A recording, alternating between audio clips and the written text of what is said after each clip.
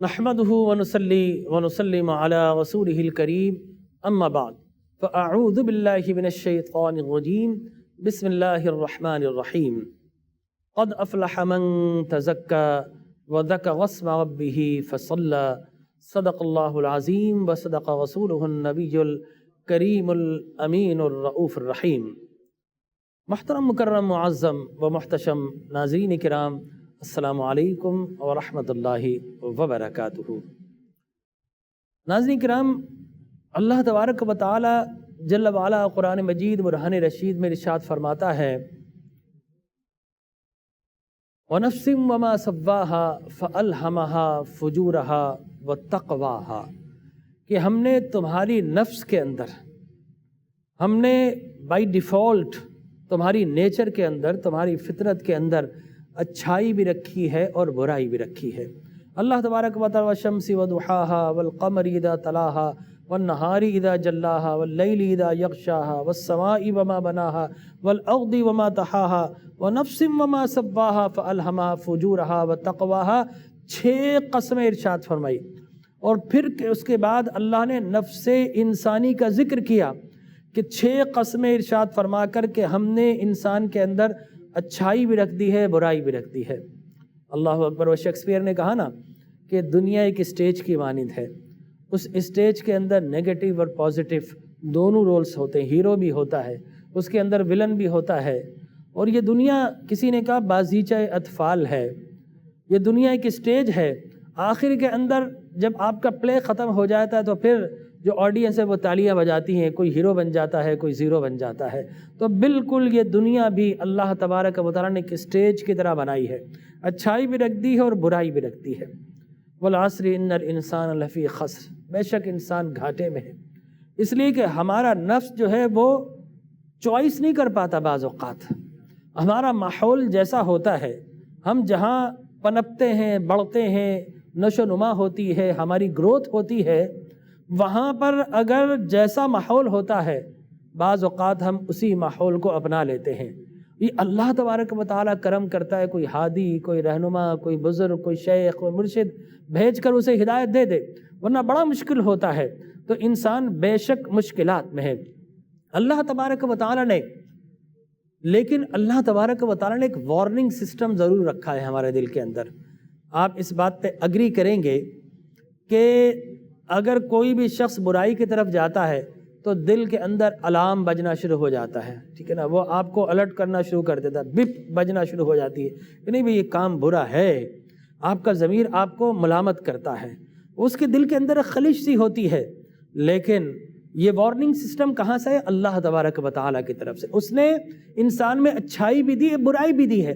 جو اچھائی کو تقویت دینے کے لیے اللہ تبارک و تعالیٰ نے ایک وارننگ سسٹم رکھا ہے انسان کے دل کے اندر، وہ وارننگ سسٹم اس کو بار بار وارن کرتا ہے، لیکن پھر بھی ہوائے نفس کی پیروی کرتے ہوئے وہ ٹیمپٹیشن اتنی ہوتی ہے بعض اوقات گناہ کے لیے کہ انسان اپنی ڈیزائرز کو جو کہ نیگیٹو ہوتی ہے ان کو روک نہیں پاتا اور گناہ کی طرف چل پڑتا ہے۔ تو اب وہ الزام نہ دے کاتب تقدیر پر کہ اللہ نے کہا تھا کہ ایسا کرو تو میں نے ایسا کر دے۔ نہیں صاحب، اس نے آپ کے سامنے دونوں چوائس رکھی ہیں، آپ کے اندر برائی ڈالی ہے تو اچھائی بھی ڈالی ہے، اب چوائس آپ کی ہے۔ اور یاد رکھیے، یہی تو کہا کہ انسان خسارے میں ہے، جانوروں کو نہیں کہا۔ انسان کو کیوں کہا؟ اس لیے کہ جانوروں کے پاس چوائس نہیں ہے، ان کو جس کام کے لیے رب نے تخلیق کیا وہ وہی کام کرتے رہتے ہیں، ان کے اندر کوئی عقل نہیں ہے۔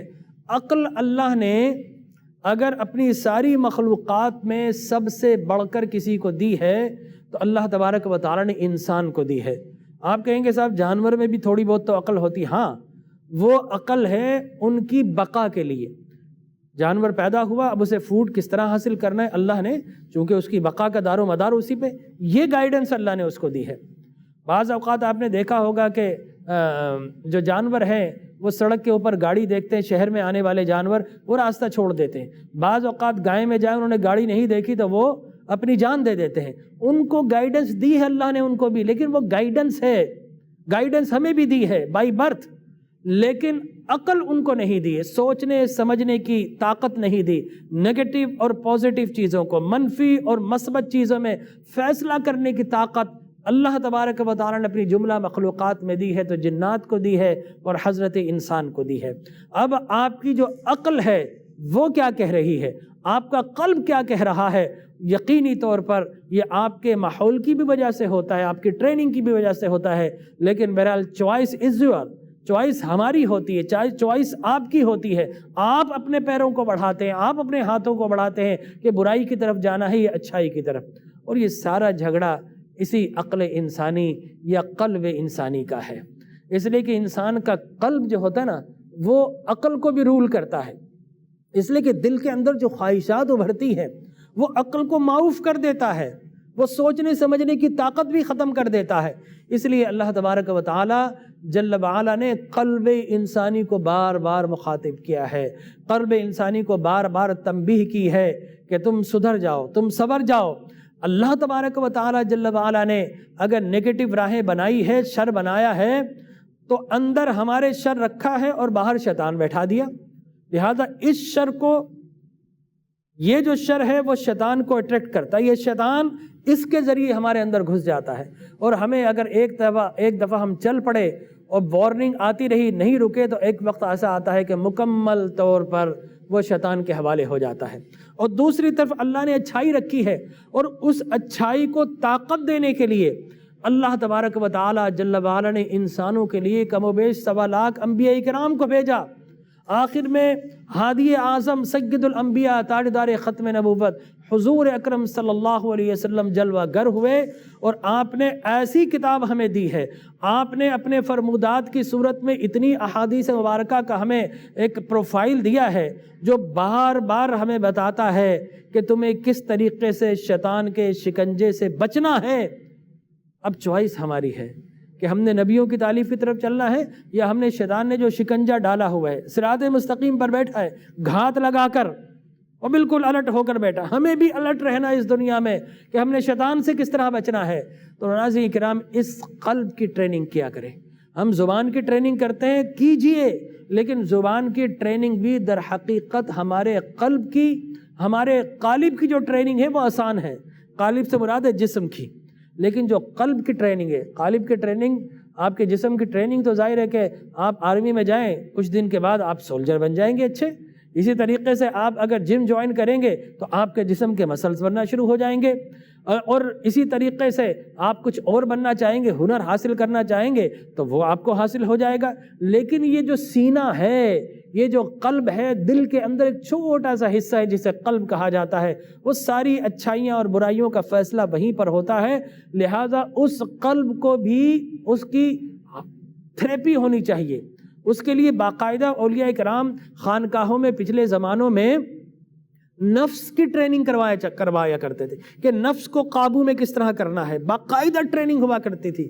لیکن آج اس اپر ورلڈ کے اندر دنیا جب سائنسی نقطہ نظر سے آگے نکل گئی تو سائنس غالباً آگے چلی گئی، اور ہماری تعلیمات جو ہم دیتے ہیں اس کی جگہ سائنس آہستہ آہستہ لے رہی ہے۔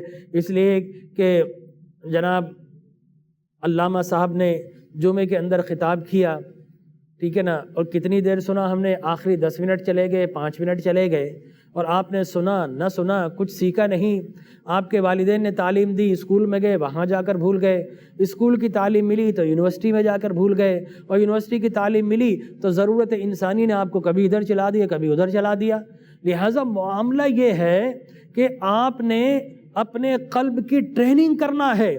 قلب کی ٹریننگ ہوگی تو معاملات آگے چلیں گے۔ پہلے صوفیاء کرام باقاعدہ یہ ٹریننگ دیا کرتے تھے۔ قد افلح من تزکا، خالق خود کہتا ہے وہ کامیاب ہو گیا جس نے اپنا سینہ صحیح کر لیا، دل صحیح کر لیا۔